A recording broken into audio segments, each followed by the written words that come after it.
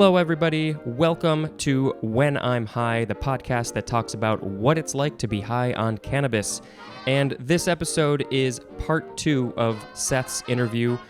In it, we start to explore a little bit more about his specific medical condition, how cannabis plays a role in that, and then also just in general, as we usually talk about here, what it's like to be high. Something else that I did want to mention that is specific to me, because I'm talking specifics, is that the medical condition that I have is a neurologic issue.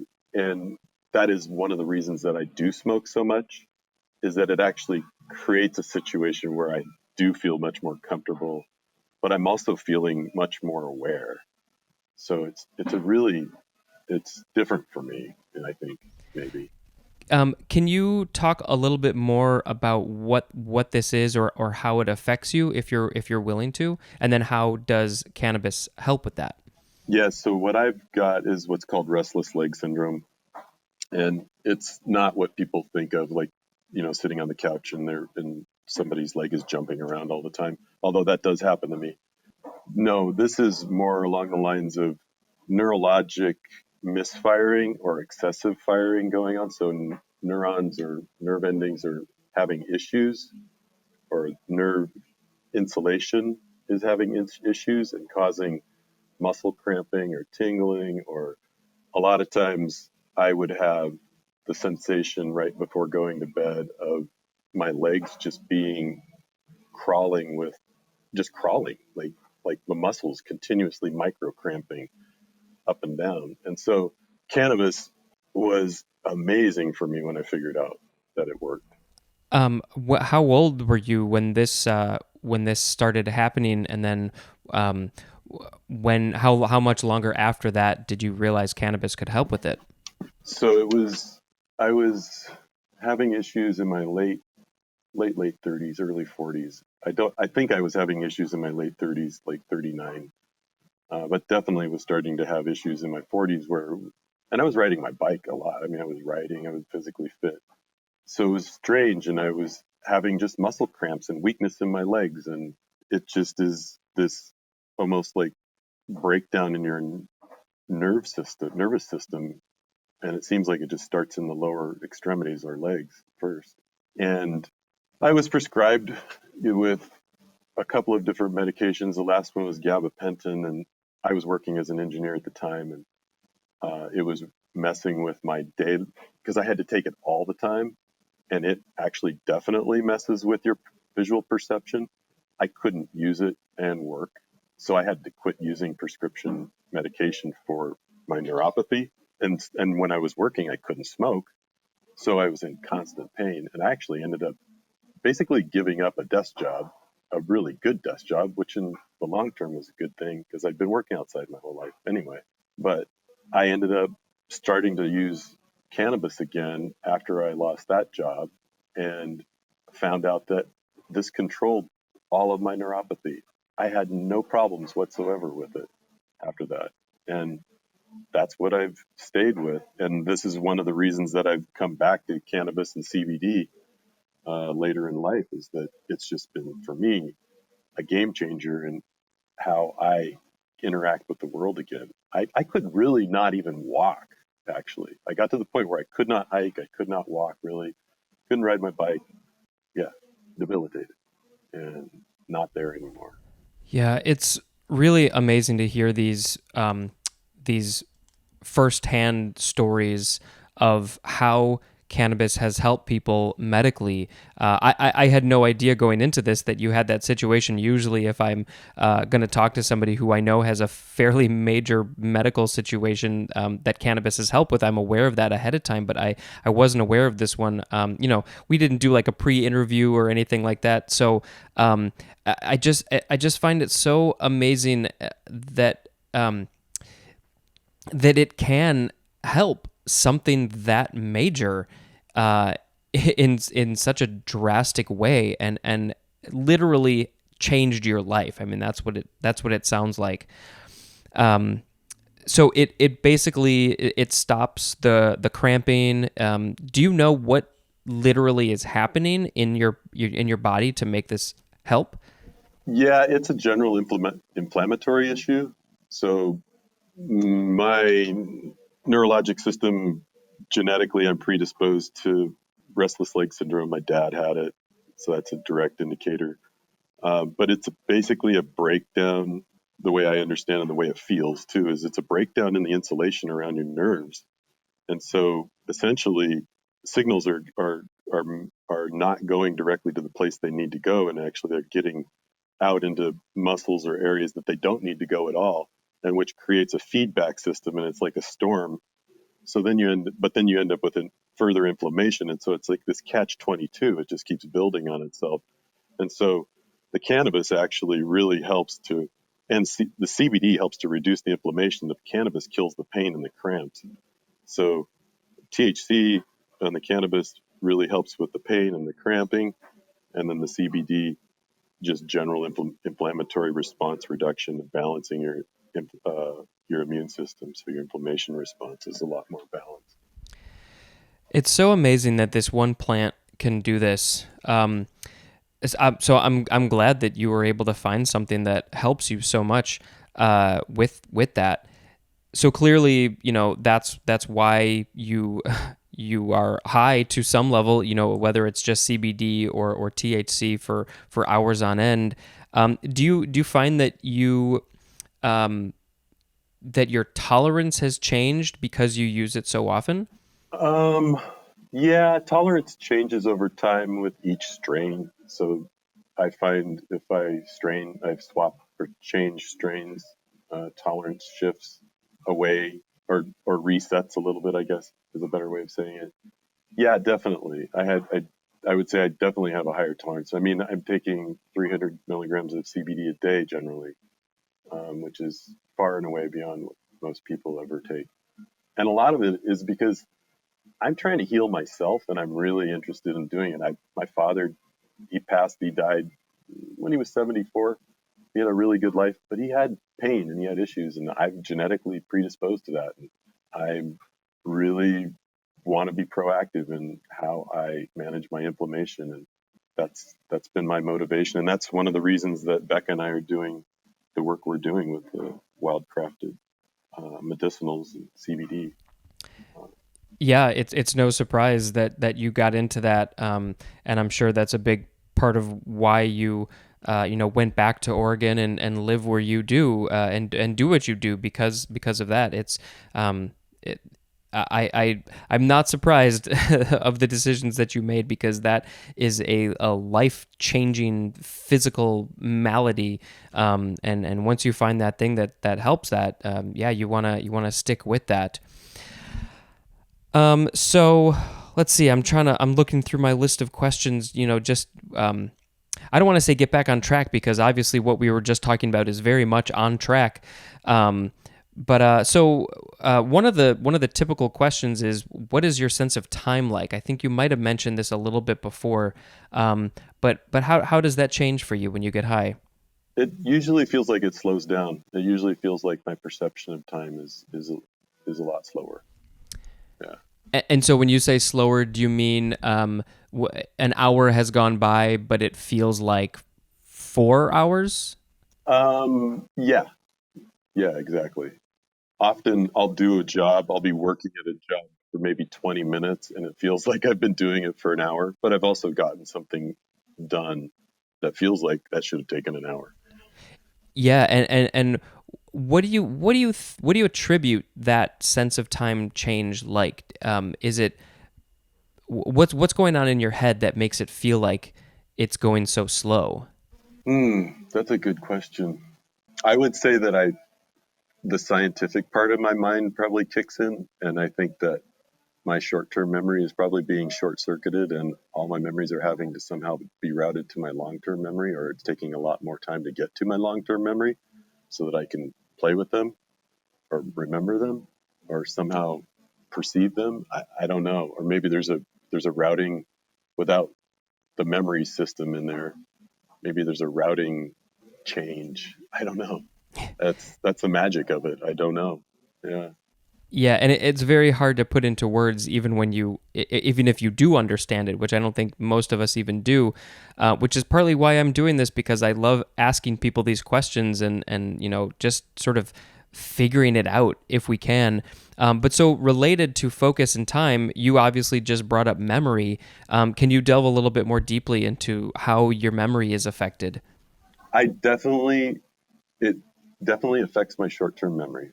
There's no ifs, ands, or buts about that. And I've had to consciously work on tools to retain things that I want to retain. So I mean, like repetitively, or actually creative ways of thinking about something that I know I forgot, which is the weird thing. It's like being aware that it's like having Alzheimer's sometimes, where I know I forgot something. I know what it is. It's on the tip of my tongue. I just can't get to it and have to roundabout get to it by changing the way I'm thinking. So that's kind of coming up with different strategies, but it definitely does affect how I store my thoughts and memories. And I have to be very conscious of them and aware of them, which is, I think, a good thing. It's a good thing. I think being aware and trying aware of my thoughts and more aware of my reality and what's going on, and like having to be consciously interacting with my thoughts. It's strange to say that in that way, but that's kind of the way I've had to approach it because I'm living with it all the time. I'm on THC and CBD most of the time. Yeah, it's sort of an interesting problem to have because of your your medical issue, you almost have to be on cannabis in some form for a good chunk of every day. But with that comes these other issues, specifically memory. That's probably one of the worst ones. I put worst in air quotes, because yeah, you don't want to forget a thing that you're doing in the moment. And, pretty much everybody has memory issues when they get high. So I find it so interesting that you've sort of had to be very conscious of that, probably from, trial and error, that you had to come up with a way to deal with the memory issues, because it's not like you're going to stop taking this medicine. It's funny the way you were describing how you had to deal with these memory issues, because I feel like I've had memory issues my whole life. I'll have a thought, and maybe it's because I have so many thoughts all at once. But I'll have a thought and then it's gone, and what was I just about to say to these people? What was I just thinking about? I don't know. Even earlier today, I was doing something. I can't even remember exactly what it was, but I knew I was like, okay, I have to do this thing, and then I started going to look on my computer for whatever it was. And then within a minute, I was like, I had gotten so lost in thought of or whatever it was that I couldn't even remember exactly what I was doing, what the specific thing it was that I was looking for. And it sounded very similar to what you're doing. So then I had to sort of backtrack and think, okay, what was I doing, just a minute ago? What am I looking for? And I had to sort of search my brain to find that thing. And eventually I did figure it out. But it was so interesting to hear, kind of my thoughts coming back at me, but in a different way. And there was no cannabis involved whatsoever. I mean, this was completely sober. I have these issues. I think that focus and time and memory are very connected. In all the interviews that I've done, there's definitely something going on with those three specifically. I'm sure creativity is in there somewhere, but there's something about those three that seem very, very interconnected with cannabis. Yeah, I would definitely agree that those are all interconnected, and because of the focus, the time, and the memory intersectionality, I think that then creates this creativity, openness to creativity. So I think that's maybe like a secondary orbit or something. Creativity spins out of that, Hmm. but definitely. Yeah, that's an interesting way to think about that, and I'm going to have to put some more brain power on that idea at a future date. So, what about music? Listening to music, how does music change when you get high? I don't know if you play music, but if you do, how is that affected when you get high? Music feels more emotionally connected for me when I'm high. And it depends on like the state I'm in. Yeah, again, I think it heightens the emotional quality of the media that I'm experiencing. That's what it does. It's like it becomes richer, it becomes more interesting. My focus might be more on something. Sometimes my visual focus might be on something a little esoteric, but I'm still feeling like I'm absorbed in it entirely. And that's actually, I think, what it is it feels like I'm more absorbed in whatever media I'm experiencing. So it sounds like that's similar to movies and TV shows.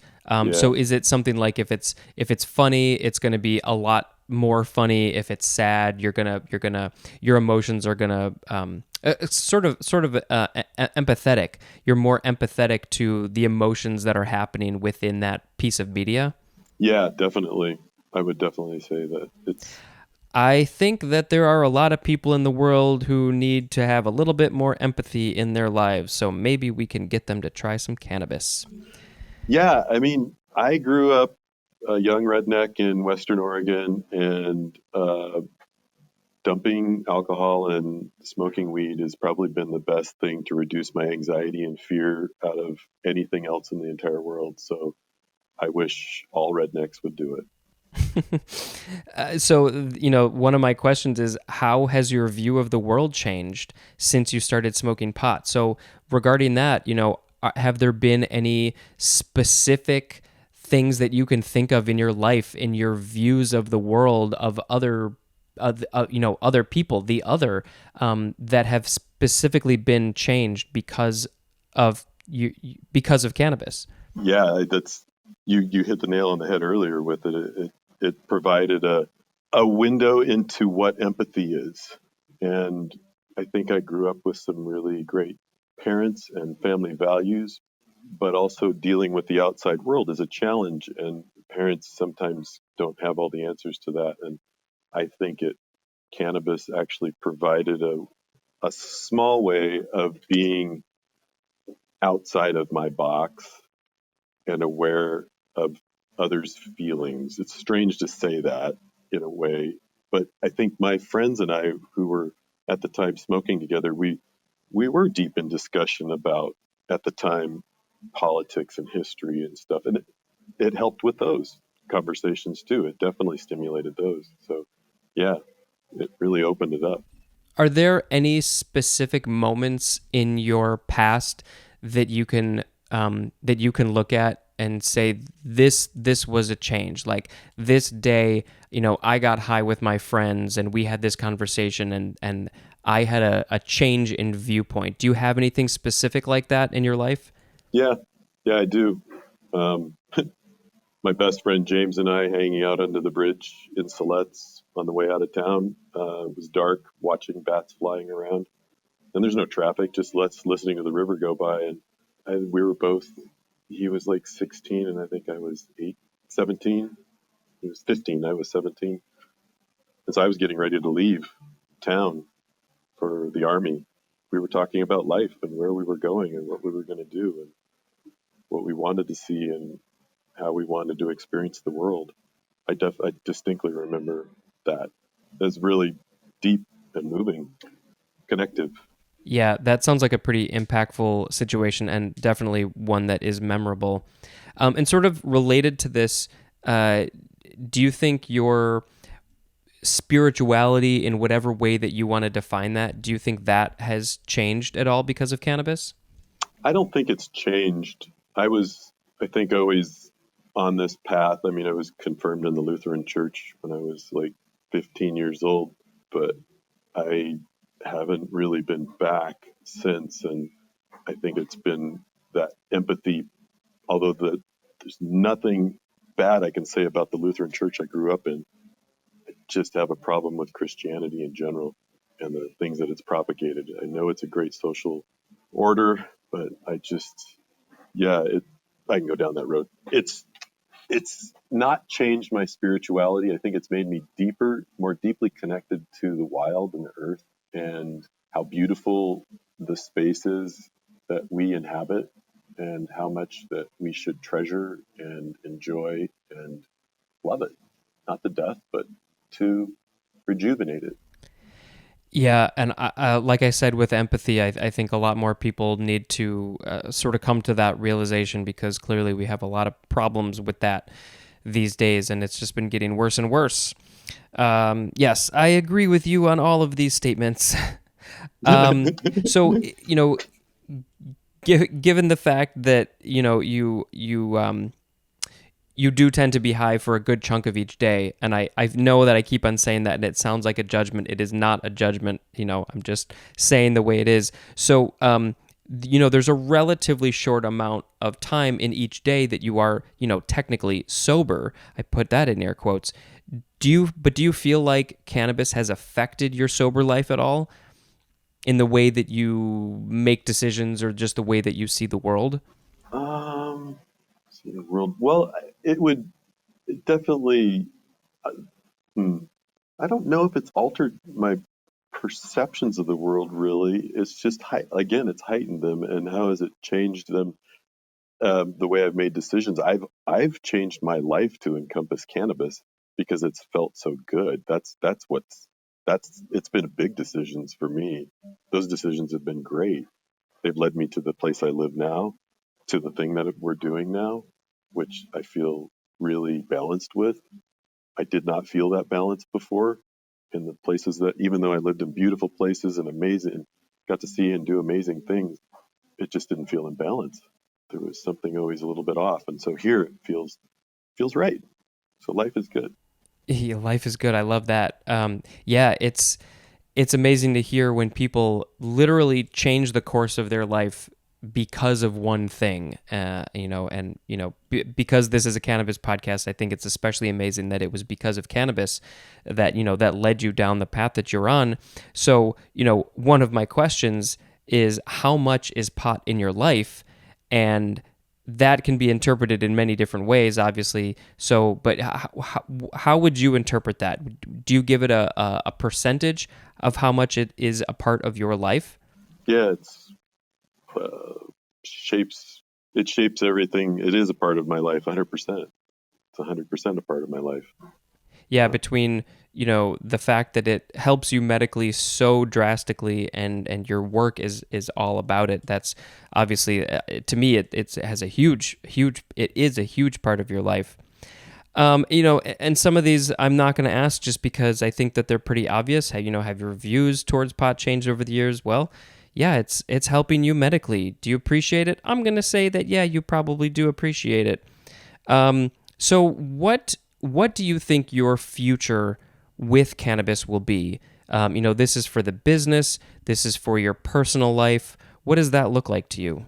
I think it's more outreach, more working with people of who have chronic issues and want to try something alternative. So I think it's really about advocacy and outreach because CBD, it just is understudied and not totally understood. And it's even with great information that's coming out now, that's the scientific information that's coming out now, it's still not easily translatable to the general population. So I think that's really where it's at, is advocacy and outreach. I really like that, and I definitely think that we need a lot more about that, a lot more of that, both with with all the different topics that we've been talking about. Medically, obviously, that's most important. We need to be able to study it more, test it, get it more legalized throughout the country, throughout the world, so we can do all of that testing, and then, like you said, to get that information to the general public. Both from a medical side, but also, like we said, um, from a head high side, from an empathy side, from a love and compassion side, because I think that that's where a lot of this, what a lot of this comes down to. Do you have any stories? I ask everybody this. I love to hear stories about cannabis because it just it brings a lot more specificity to the conversation. So when you think about your history with cannabis, are there any other specific stories that jump out at you that you haven't told yet? Yeah, there's a lot of stories. There's some that I don't like to tell. There's some that I really do think are important, like in the advocacy and outreach part too. This isn't really a story. It's more of like cannabis, in my judgment, heightens our awareness and heightens our feelings and heightens our sensory perceptions. Be aware of that when you partake. Be aware that if you're feeling sad, it may make it worse. If you're feeling happy, it may make it even happier. If you're feeling anxiety, it may make you more anxious. But that you have to relax and feel into it.